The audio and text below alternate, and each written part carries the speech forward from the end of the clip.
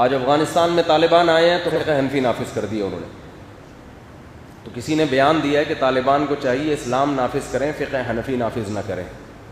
تو ان سے کہیں یہ بیان آپ اس وقت دیتے جب افغانستان میں اسلام آیا تھا نا, حضرت عثمان کے دور میں افغانستان میں اسلام آنا شروع ہوا تھا, تو جو نماز اس وقت آئی تھی وہی آج تک پڑھی جا رہی, جو اسلام اس وقت آیا تھا.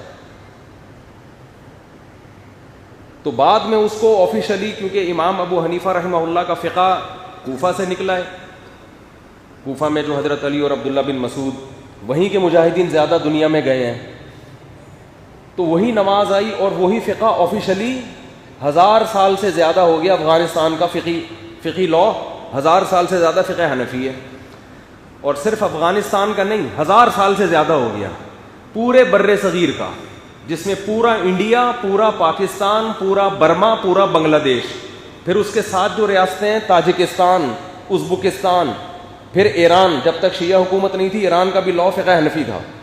اتنے بڑے ایریے میں 1100-1200 سال ہو گئے فقہ حنفی آفیشلی نافذ ہیں. 15ویں صدی میں اب لوگ آ کے ان کو سمجھا رہے ہیں کہ ان کو چاہیے کہ قرآن و سنت نافذ کریں, فقہ حنفی کو چھوڑ دیں. اس کا مطلب فقہ حنفی تورات اور انجیل سے نکالا گیا تھا. اب یہ ہم کو بتائیں گے کہ قرآن و حدیث کیا ہوتا ہے. بات آ رہی ہے سمجھ میں؟ اور جتنے ہندوستان میں جو ہندوؤں میں, سب ہندو ایسے نہیں ہوتے, جو ظالم ہوتے تھے اور ان کی مدد کے لیے جو مسلمان آیا کرتے تھے افغانستان سے, جو بڑے بڑے اسلامک ہیرو ہیں جن کا نام تاریخ میں آتا ہے, ٹیپو سلطان, سراج الدولہ, محمود غزنوی, یہ سارے حنفی تھے, کیونکہ اس وقت حنفیت کے علاوہ تھا ہی نہیں کچھ پورے بر صغیر میں. اور اب آج رپورٹیں پیش کی جا رہی ہیں کہ طالبان کو چاہیے کیا کریں, اسلام نافذ کریں. مطلب ان کا یہ نہیں ہے کہ اسلام نافذ کریں, مطلب یہ کہ میرے کلپ سنا کریں, جو میں کہہ رہا ہوں اس کے مطابق چلیں. وہ 20 سال سے لڑ رہے ہیں, اس سے پہلے وہ رشیا سے لڑتے رہے, ان کو اسلام سے زیادہ محبت ہے یا آپ کو ہے؟ وہ اسلام کے لیے قربانیاں دے رہے ہیں. اور یہ لوگ سعودی عرب میں نہیں کہتے کہ فقہ حنبلی نافذ نہ کریں بلکہ اسلام نافذ کریں, کیونکہ سعودی عرب میں یہ بات کریں گے تو حکومت نکال دے گی وہاں سے, وہاں کا لا فقہ حنبلی ہے. بلکہ اسکولوں میں بھی فقہ حنبلی پڑھایا جاتا رہا ہے فقہ میں. اب جا کے محمد بن سلمان نے اس فقہ کو ختم کیا. وہ ختم کرنے کا مطلب یہ تھا کہ سرے سے کوئی فقہ ہی نہ ہو.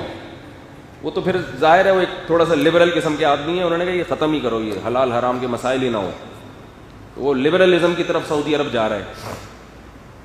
تو لبرل ذرا آزاد قسم کا اسلام آ رہا ہے نا, تو اب انہوں نے اسلامیات وہی والی سنا ہے جو ہمارے یہاں اسلامیات پڑھائی جاتی ہیں, پڑوسیوں کے حقوق, وجہ سے آگے نہیں بڑھتے. وہ طلاق کے مسائل, وراثت کے مسائل, یہ کچھ بھی نہیں ہے.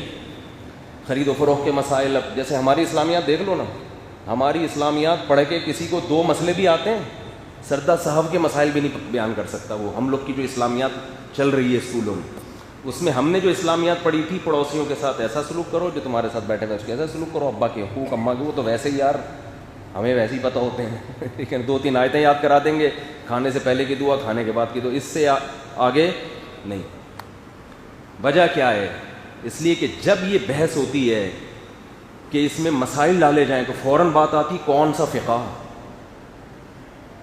ان کے مسائل الگ ہیں, ان کے مسائل الگ ہیں, ان کے مسائل الگ ہیں. اس لیے جب تک اسپیسیفک کوئی فقہ واضح نہیں کیا جاتا تو آپ کچھ بھی نہیں پڑھاؤ گے.